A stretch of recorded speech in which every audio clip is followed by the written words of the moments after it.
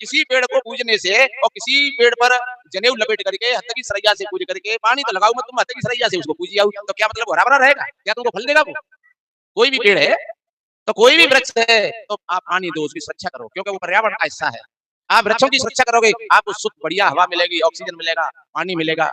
तो पर्यावरण की सुरक्षा करनी चाहिए। और ये नहीं कहते संत का तुम वृक्षों को जाकर के पूजो, तुम हत्थ की सरैया लेकर के जाकर के पूजो, या तुम उससे हाथ जोड़ करके पैर छुओ, पानी मत लगाओ, तुम हाथ जोड़िया हुआ के हत्थ की सरैया से पूजा हुआ है, फिर क्या होगा?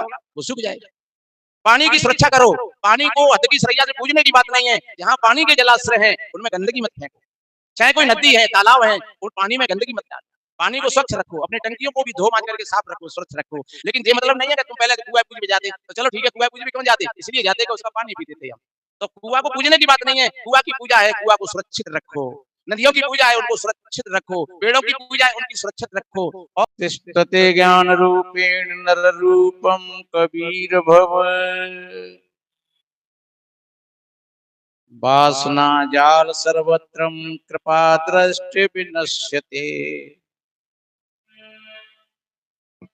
तम कबीरम गुरुं वंदे ज्ञानेनाधिकं भव,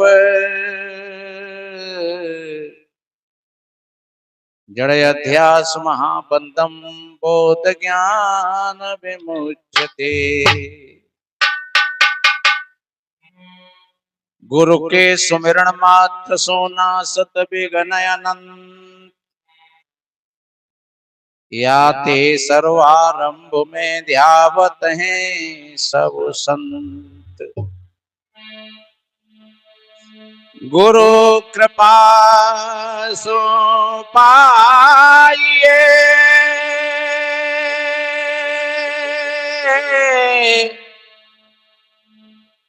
बुद्धि विमल विवेक, तीन ताप शीघ्र ही मिटे। श्री गुरु चरणनी की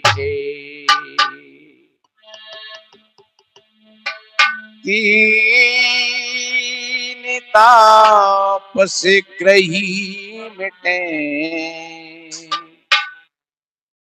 श्री गुरु चरणनी की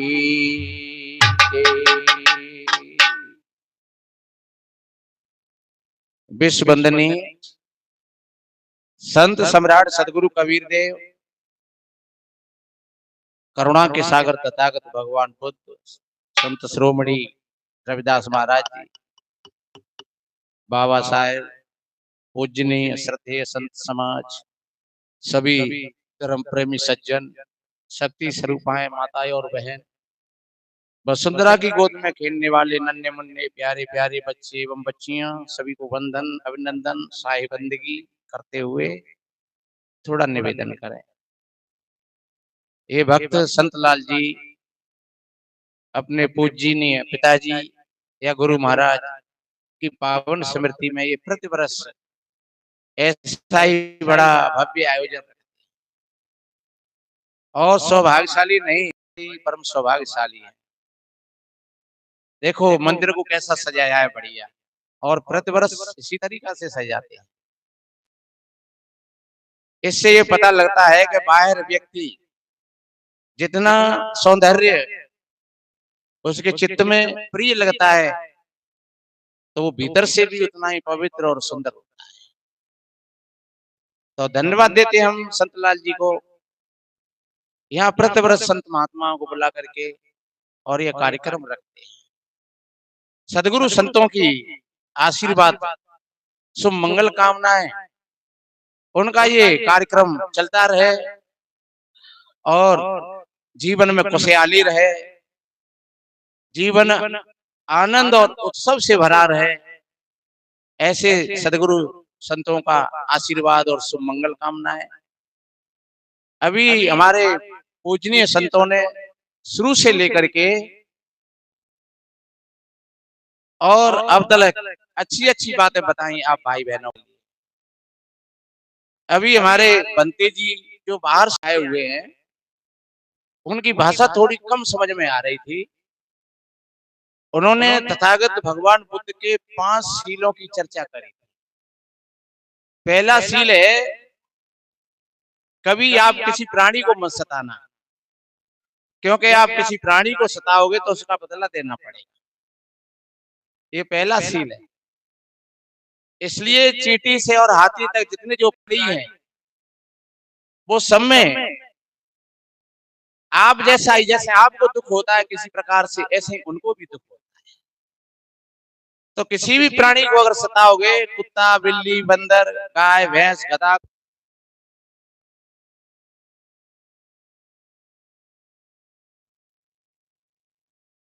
लाइट चली गई। हाँ तो कोई बात नहीं है, जितना सुना सके उतना सुनो बढ़िया शांति से। और जनरेटर होगा तो वो चालू कर रहे होंगे। तो पहली बात बताया कि आप किसी प्राणी को मत सताना। और दूसरी बात बताई, दूसरा शील है, आप कभी चोरी मत करना बिना किसी के दिए हुए, और कभी किसी की चीज पर अपने मन को मत लेना। आप बड़ी शांति से जो आपको मिला है बस उसी में अपनी शांति बनाइए। और तीसरी बात कही, आप सदाचारी बनकर के अपना जीवन जिए, चाहे भाई हो चाहे बहन हो। आप सदाचारी बनकर के अपना जीवन जियोगे तो आपका जीवन बढ़िया होगा, अच्छा होगा। और आप दुराचारी बनकर के अपना जीवन जियोगे तो आपको उसका फल भोगना पड़ेगा। और राज सत्ता में भी उसका दंड है। जो व्यभिचार करता है कोई भी भाई बहन, तो उसको केस लगता है और जेल में डाल दिया जाता है, और मार भी पड़ जाती है, और कहीं कहीं मार भी दिए जाते हैं बिल्कुल जान से। इसलिए सदाचारी बनकर के अपना जीवन जीना। और कभी झूठ मत बोलना, झूठ बोलना भी पाप है। कबीर कहते हैं कि साच बराबर तप नहीं, और झूठ बराबर पाप, जाके हृदय साच है, सुता के हृदय आप। कितना बढ़िया कहा है कि झूठ के बराबर कोई पाप नहीं है। अगर आप पाप बोलते हो तो चाहे फिर आप कथा सुनो, चाहे आप कोई पुण्य दान भी करो, लेकिन वो झूठ बोला है उसका परिणाम आपको जरूर भोगना पड़ेगा। और पांचवी बात उन्होंने बताई, किसी प्रकार का अगर आप नशा करते हो, भांग, धतूरा, गांजा, सिगरेट, चरस, तम्बाकू, गुटखा, शराब, कच्ची पक्की, तो समझ लो आप शील से वंचित हो गए। ये तथागत बुद्ध ने 5 शीलों की बात करी।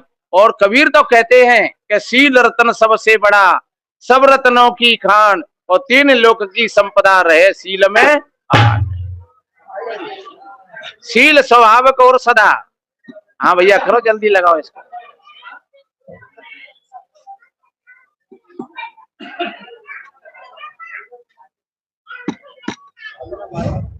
शील स्वभाव पारख में रो थीर, पारख निगाह प्रत्यक्ष में जब तक रहे शरीर। तो शील की कितनी बड़ी बात बताई। और हम सभी भाइयों को शीलवान बनना चाहिए। और एक बात बताएं, शील स्वाभाविक, शील हमारा स्वभाव है, क्रोध स्वभाव नहीं है। क्रोध को अगर आप अपना स्वभाव बना लोगे तो आप जल्दी बीमार हो जाओगे और जल्दी निपट जाओगे दुनिया से। क्योंकि क्रोध में तमाम बीमारियां घुस पड़ेंगी। आपकी भूख खत्म हो जाएगी, प्यास खत्म हो जाएगी, आपके अंदर में भय, चिंता, टेंशन, और क्रोध की आग में तुम जलते रहोगे और चले जाओगे। दूसरों का तो कुछ बिगड़ेगा नहीं, लेकिन तुम बचोगे। तो क्रोध को तो ऐसे समझो जैसे एक फर्श है, नहीं फर्श उदाहरण, जैसे फर्श पर आपने पोछा लगाया, फर्श पर गंदगी कहां से आई? बाहर से आई। फर्श पर गंदगी स्वाभाविक नहीं थी, फर्श के अंदर गंदगी नहीं थी, वो ऊपर की धूल थी। और धूल को ही आपने पोंछ दिया, धो दिया, तो फर्श एकदम फिर से चमक गया। आपने क्या डाला उसमें? कुछ तो नहीं डाला। क्योंकि चमक तो उसके अंदर में स्वाभाविक थी। ऐसे ही तुम्हारे अंदर में जो शील की जो चमक है वो स्वाभाविक रूप से है, और जो क्रोध है वो तुम्हारे ऊपर की धूल है, जो काम है वो ऊपर की धूल है, वो मोह है और लोभ है वो ऊपर की धूल है, अहंकार है वो ऊपर की धूल है, जाति समाजों की मान्यता, छुआछूत की मान्यता ये ऊपर की धूल है। जब इन सारी धूल को हम पहुंच देते हैं तो फिर जैसे फरस चमक जाता है, ऐसे हमारा हृदय भी चमकने लगता है। शील स्वाभाविक और सदा आप शीलवान हो। और एक बात बताएं, ये फूलों की सुगंधी तो जिधर की हवा चलेगी तो हवा साथ लेकर के जाएगी, और तुम्हारी शील की सुगंधी चारों तरफ जाएगी और बिना हवा के जाएगी, और हजारों कोस तक चली जाएगी तुम्हारी शील की सुगंधी। तथागत भगवान बुद्ध आज से 2500 वर्ष पहले थे, लेकिन उनकी सुगंधी आज भी मौजूद है। कबीर साहिब जी, संत श्रोमणी रविदास महाराज जी, ये समकालीन संत थे। 600 वर्ष हो गए इनको, लेकिन उनकी सुगंधी आज भी है। जब उनकी हम बात करते हैं तो हृदय गदगद हो जाता है। यही तो सुगंधी है। ये फूलों की सुगंधी तो आई और गई।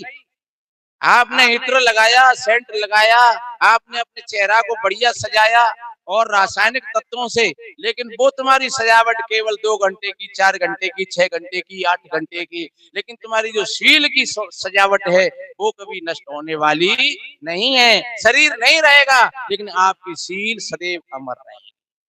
इसलिए तथागत भगवान बुद्ध ने कहा आप शीलों का पालन, और सदगुरु कबीर साहब जी ने उसी ज्ञान को पुष्ट किया, संत श्रोमणी रविदास महाराज जी ने उसी ज्ञान को पुष्ट किया। आप अगर कहीं मान्यताओं में भटके हुए हो तो आपको उनकी बातें समझ में नहीं आई, कबीर की बात आपकी समझ में नहीं आई। अगर आप कहीं मंदिर में भटक गए, कहीं तीर्थों में भटक गए, कहीं पेड़ पौधाओं में भटक गए, नहीं, सबका सम्मान करना चाहिए। पेड़ पौधा है तो उनको बढ़िया पानी लगाओ, उनकी सुरक्षा करो, पर किसी पेड़ को पूजने से और किसी पेड़ पर जनेऊ लपेट करके हत्थ की सरैया से पूज करके पानी तो लगाओ मत, तुम हत्थ की सरैया से उसको पूजी आओ तो क्या मतलब हरा भरा रहेगा? क्या तुमको फल देगा वो? कोई भी पेड़ है तो कोई भी वृक्ष है तो आप पानी दो, उसकी सुरक्षा करो, क्योंकि वो पर्यावरण का हिस्सा है। आप वृक्षों की सुरक्षा करोगे, आपको शुद्ध बढ़िया हवा मिलेगी, ऑक्सीजन मिलेगा, पानी मिलेगा। तो पर्यावरण की सुरक्षा करनी चाहिए। पर ये नहीं कहते संत का तुम वृक्षों को जाकर के पूजो, तुम हत्थ की सरैया लेकर के जाकर के पूजो, या तुम उससे हाथ जोड़ करके पैर छुओ, पानी मत लगाओ, तुम हाथ जोड़िया हुआ के हत्थ की सरैया से पूजिया हुआ है, फिर क्या होगा? वो सूख जाएगा। पानी की सुरक्षा करो। पानी को हत्थ की सरैया से पूजने की बात नहीं है। जहाँ पानी के जलाश्रय हैं उनमें गंदगी मत फेंको, चाहे कोई नदी है, तालाब है, उन पानी में गंदगी मत डालो। पानी को स्वच्छ रखो, अपने टंकियों को भी धो मांज करके साफ रखो, स्वच्छ रखो। लेकिन ये मतलब नहीं है कि तुम पहले कुआं पूज में जाते तो चलो ठीक है, कुआं पूज में क्यों जाते? इसलिए जाते कि उसका पानी पीते थे हम। तो कुआं को पूजने की बात नहीं है, कुआं की पूजा है, कुआं को सुरक्षित रखो। नदियों की पूजा है, उनको सुरक्षित रखो। पेड़ों की पूजा है, उनकी सुरक्षित रखो। और जब उनको सुरक्षित रखोगे तो वो आपको आपके जीवन के लिए आपको वो फल देंगे। तो इसलिए संत कहते हैं कि आप बड़े अच्छे हो, आपके भीतर में सारी चीजें हैं, आपके भीतर में ज्ञान है, आपके भीतर में करुणा है, शील है, आपके भीतर में विवेक है, आपके भीतर में सारी चीजें हैं, सारी चीज स्वाभाविक रूप से है। आप क्रोध कहीं से लाते हो, लेकिन करुणा कहीं से लानी नहीं पड़ेगी। ये ध्यान रखो, बड़ी गहरी बात है। आप क्रोध कहीं से लाते हो, लेकिन करुणा कहीं से लानी नहीं पड़ेगी। करुणा तो तुम्हारी स्वमेव है। आप असंतोष तो बाहर की चीजों में पैदा करते हो, लेकिन संतोष कहीं से लाना नहीं पड़ेगा। संतोष तुम्हारा स्वमेव है। इसलिए मेरे बहन भाइयों, आप अपनी भीतर की सामग्री को पहचानो। जब भीतर की चीजों को आप जानोगे तो आपके भीतर में बड़ा खजाना है, जो बुद्ध को मिला, कबीर को मिला, मीरा को मिला। तो वो खजाना अगर मिल जाए, कितना बढ़िया कहा है कि गोधन, गज धन, बाज धन और रतन धन खान, जब आवे संतोष धन, सब धन धूल समान।